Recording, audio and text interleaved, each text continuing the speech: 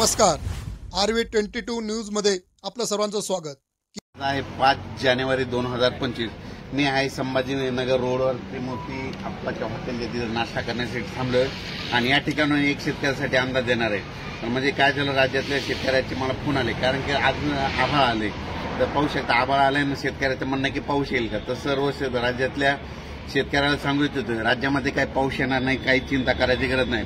फक्त आज आणि उद्याचे दिवस ढगाळ वातावरण राहणार आहे, म्हणून काय अंदाज लागणार अंदाज लक्षात येतात. राज्यातल्या सर्व शेतकऱ्याला सांगू इच्छितो की राज्यामध्ये जवळपास 10 जानेवारीपर्यंत पावसाचं वातावरणच नाही, म्हणजे पाऊस येणार नाही, त्याच्यामुळे काही चिंता करायची गरज नाही. फक्त राज्यातल्या सर्व शेतकऱ्याला सांगू इच्छितो की राज्यामध्ये फक्त 10 तारखेपर्यंत तीव्र स्वरूपाची अशी थंडी राहणार आहे, म्हणून हा अंदाज लक्षात येतात. फक्त 11 आणि 12 जानेवारीला ढगाळ वातावरण राहणार आहे, उत्तर महाराष्ट्राकडे राहणार आहे, त्याच्याकडे विदर्भाकडे राहणार आहे, पूर्व विदर्भाकडे राहणार आहे. पाऊस काही येणार नाही, त्याच्यामुळे काही चिंता करायची गरज नाही.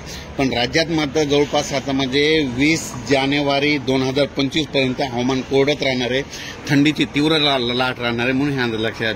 फक्त जानेवारीच्या शेवटच्या आठवड्यात एकदा पावसाचं वातावरण तयार होईल. पण राज्यामध्ये आता जे आज आहे 5 जानेवारी 2025, आज बऱ्याच जणांचे फोन आले शेतकऱ्याचे, पाऊस येईल का, तर शेतकऱ्याला सांगतो पाऊस काही येणार नाही, म्हणून काही चिंता करायची गरज नाही, म्हणून ह्या अंदाज सर्व शेतकऱ्यांना लक्षात येतात.